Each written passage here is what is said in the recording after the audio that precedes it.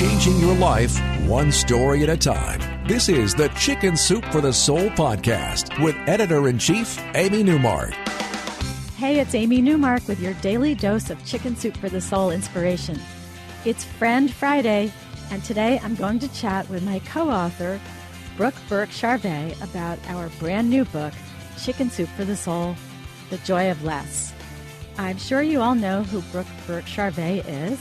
She's a mother of four, most importantly. She's an actress. She's an entrepreneur. She has a wonderful website called modernmom.com. She was the host of Dancing with the Stars for many years after winning the competition.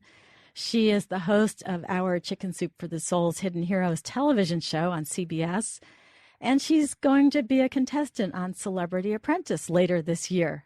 So, Brooke, welcome to the Chicken Soup for the Soul podcast. Thank you. This is my first podcast, so I'm so excited, Amy. You know, this was my first podcast, too, when I started this a couple of months ago, and our listenership is soaring. This has been a huge success, so I'm really excited to have you on it while it's fairly new. And I'm really excited that we're going to talk about Chicken Soup for the Soul, The Joy of Less, because I have to say that this book has had a profound effect on me. And I know that decluttering your house doesn't sound like the most weighty, life-changing thing, but really you live there. And I've been so inspired by this book that I have been cleaning out my closets, my drawers, and I just stare at them now with less stuff in them, and I'm so happy. I'm so happy to hear that. You know, and how many books have you done now? 200? Some crazy number? More than like 200, that, right? and this one has had one of the most profound effects on me. Yep. Well, when you told me that, it made me so happy, and every time I read one of the short stories, I'm so inspired, and it's so fun to be able to sit down, and even though, you know, we went through the whole editing process and read so many stories that came in far and wide to put together these, you know, this collection for The Joy of Less. There's so many great moments. And, you know, by title, people think, well, what's so great about having less or giving up more or doing, you know, fewer things? But I think if people can kind of wrap their head around the concept of learning how to say no to things that don't matter as much to bring more value into your life and to really understand the possibility about connecting more with things that are meaningful and finding more joy in the things that you have. And even what you said when it comes to, like, you know, it's spring right now, spring cleaning and decluttering and having a cleaner space for more creativity, simple things like that people don't understand until you do it are so freeing. After I put the manuscript together with you, I went to Hawaii at the beginning of January, a reward for having put this manuscript together. And I sat down and I wrote 52 decluttering projects to do in 2016. And I've done 16 of them so far, so about a quarter of them. But oh my gosh, Brooke, you're not going to believe what I found. I have this whole cabinet that was filled with pantyhose and tights. I found 30 pairs of white pantyhose. Oh my gosh! When were back those in even 80s. in Don't style? admit that, Amy. Oh my gosh! Those are coming. Keep 2 pairs because those are going to come back around. How many times have I moved 30 pairs of pantyhose? Yeah, that's crazy. It was insane. The other thing that's so fascinating about decluttering and spring cleaning and getting organized, or just making a commitment room by room to go through spaces and get it together. People who have lived in a home for a long time maybe never opened a certain cabinet, maybe have never went through a certain shelf for a decade. I went through it because we recently moved, and I have 4 kids, so if I don't get organized, I lose myself. I will fail in the chaos of raising a big family. And moving out of our home, I could not believe how much junk we had accumulated. It was unbelievable how many products, how much stuff. And by the way, ladies who are listening, when it comes to beauty and products, it is not even safe to keep things past a certain period of time. Your first aid kit, your prescriptions, your beauty products, lotions, shampoos, everything has an expiration date, and it's just not good for us. A lot of people don't know that. We got rid of so much stuff that 100% we didn't need, but not only that, but maybe other people needed a little bit more, and that is a really good feeling. I love to do that. Yeah, I think you're holding on to things that could be someone else's blessing. And if Yes, you hold on to them right. long enough, they won't be fashionable for anybody. You might as well get rid of them while they're still of use to someone else. That's right. And even things that you love that maybe you not love, that's a big word, but things that you really like that you might not want to part with. Sometimes my inner dialogue is somebody else is really going to enjoy this, and this is such a great item. I want someone to enjoy it. And right now, frankly, I'm not. And I have just found that in a space with less clutter creates a more creative space and a more chaotic space. And, there's a lot of studies and a lot of research about that as well to back that up. And, what I love about this book so much, and I think you agree with this, it's not just about that. It's about the power of no. It's about learning how to say no in our personal lives to too many things, and that doesn't mean just material items. It's really about being able to free yourself from too many obligations so that you can say yes to things that really bring joy and a deeper type of meaning into your life. And it took me a long time to learn how to do that. When I have a choice to maybe not schedule something on Tuesday night, when I know I haven't had enough time with my family because of school, I just want a down day at home. I love being at home. I love having family dinners. And sometimes there's so many invitations and so many social events that I'm doing things that I don't really want to do. So I just I have a very strict policy. I don't do that anymore. I don't feel guilty about saying no. People who know me and care about me can respect that.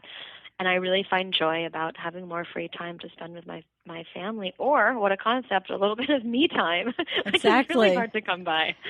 There was a story in the book from a woman who wasn't a celebrity like you with a lot of public appearances being asked of her, but this woman still found that she was always being called for volunteer activities, things at school, church, etc. And she finally just got up the courage to say no, because she had kept thinking, well, they always call me, so they must really need me.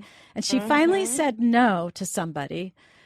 And the person said, okay, I'll just go down the list. And all of a sudden the woman realized, oh my gosh, I'm such an idiot. My last name starts with A. That's why I'm always the one who's called first. That's a great example, and there are so many beautiful short stories in this book. It's such a fun and easy read that I think are going to inspire people to start changing their own dialogue and being able to say no. It's amazing how, first of all, people will respect it, people will really understand it, but even more importantly, you'll be able to spend more time doing the things that bring happiness and joy in your life. And there's nothing worse than being overwhelmed. There's nothing worse than having to be somewhere where you don't want to be. Of course, sometimes there are things we have to do for different reasons, family obligations and political reasons. But when it comes to school, all the moms that are listening, there are a million things that we could be doing there. And, if you're a working mom, you get a little bit of a hall pass. But if you're not, it's okay to say, I volunteered last week, I'm not available this week, or, I put in my time last month and I don't have space in my personal, whatever the reasons are. I think that it's really important for women to be able to do that. I agree with you. And I love the fact that in this book, we got so many stories from people, not just talking about how you declutter your stuff, how you declutter your calendar, but we also went into the whole area of electronic devices and screen time. And, we had one woman who had 1,000 friends on Facebook, and she realized that none of them were really people she cared about. And she got off Facebook and started spending time with the few living, breathing people she really wanted to spend time with. That's a great story. And it's fascinating to me because I feel like we are the most socially connected and emotionally disconnected society ever right now with technology and raising teenagers. I have a 8-year-old, a 9-year-old, a 14-year-old, and a 16-year-old. I've had to kind of partner up with some of the concepts to understand their life, but you do lose that human connection. And there are times when I have a policy, dinner tables and restaurants, and there's absolutely no tech allowed, but I try to get my children sometimes to just take a break, just take a break and disconnect a little while. And it's so important for them because, you lose that sense of connection. There aren't telephone conversations. The emotional connection is lost when you're speaking in abbreviated terms and using emojis and bitmojis and pictures, and sometimes it's not even words anymore. The sentiment gets lost, I think, and handwritten notes, are harder to come by. And I as a mother, it's really important for me. I appreciate the space of technology, and it's a brilliant, brilliant time for this younger generation. But I think it's so important to be able to know when to disconnect and to know how to connect in a deeper way, in an emotional way, and in a real way, and in a tangible way. You know what I mean? And I think the kids are learning that because, I mean, humans are still humans, and we still do really crave honest to God, real connections. And so I think you're seeing it with the kids going back to print books, and the kids are going back to vinyl even, which really is not necessary, but they are. But they're going back, you know, and so I bet you're going to start seeing them. I still like to sit down with a real book in my hand and a cup of tea and slow it down and hit the pause button and just read. And when I did, you know, I think it was 2 years ago in high school when, you know, they tried the concept of, it's sort of environmental as well, but no more books and everything was going to be on tablet. And I was so sad. I was so sad for my daughters and thinking, what do you mean? You're not going to sit and read and highlight and hold a book and make notes and like feel the paper? You know, speaking of kids, I just wanted to mention that you are the host of Chicken Soup for the Soul's Hidden Heroes, which is our show that promotes personal relationships and people helping each other and people helping strangers. If you see somebody who you don't even know who needs help, stepping in there and reaching out and helping them pick up something they've dropped on the ground or helping them fight off a bully, that kind of thing. And so I'm very excited about that. Yeah. So I love this story because it's, you know, it's a format that's not new. You know, hidden cameras is something that's so fun to watch. It's been around for a long time. But this is a show that's really about co-viewing, and it's a family show. And it starts a dialogue for parents to have with children, children to have with children, and anyone to really wrap their head around what would you do if this situation presented itself, and how would you feel if you saw someone who needed help, or you saw someone being mistreated, or you saw something that didn't feel quite right. Would you have a voice? And I think for the younger generation, I love watching the shows with my children.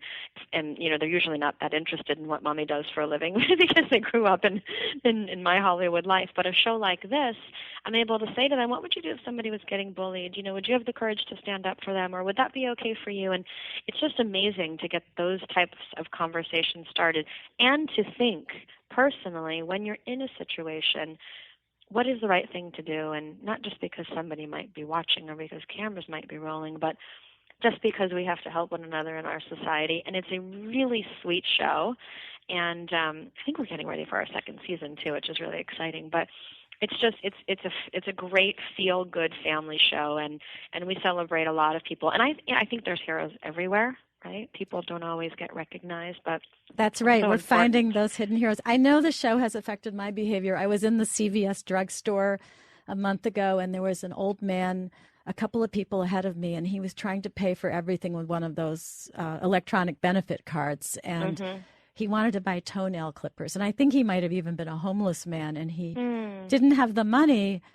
And I think in the past I would have thought, oh, I shouldn't interfere. But because of the Hidden Heroes television show, I thought, no, I can step up and buy him his toenail clippers. And so I did. And then he was so grateful. And I felt really good because, of course, the person who's doing the good deed always feels even better than the beneficiary. Yeah, you know, you're so right. And I do the same thing, too. I can be in the coffee shop and I can see something happening, and sometimes we mind our own business, or we're just not, you know, we're just in our own little sort of bubble.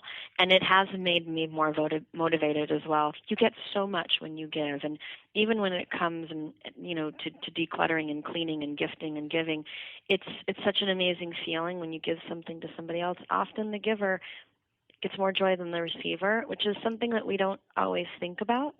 You are so right. This is a great way of wrapping up our podcast, because we're going to tie together decluttering and being a hidden hero, because absolutely, when you declutter your home and you give away all of those things that are someone else's blessing, you are being a truly hidden hero, because nobody at Goodwill or that church thrift shop knows where those goods came from. But you have that little feeling inside where you know you helped somebody. It really is a win-win. Well, thank you, Brooke. I was really pleased that you could find the time in your decluttered calendar to join us today.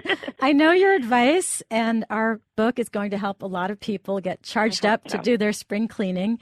And I want to thank everybody for listening today. I'm Amy Newmark. Thank you. This was really fun. Yeah, and the next time we get together, Brooke, this is what my next podcast is going to be about. It's going to be about a story that will help even the shyest person overcome that shyness and shine. And if you want to learn more about the book that Brooke and I just published together, Chicken Soup for the Soul, The Joy of Less, please go to our website, chickensoup.com.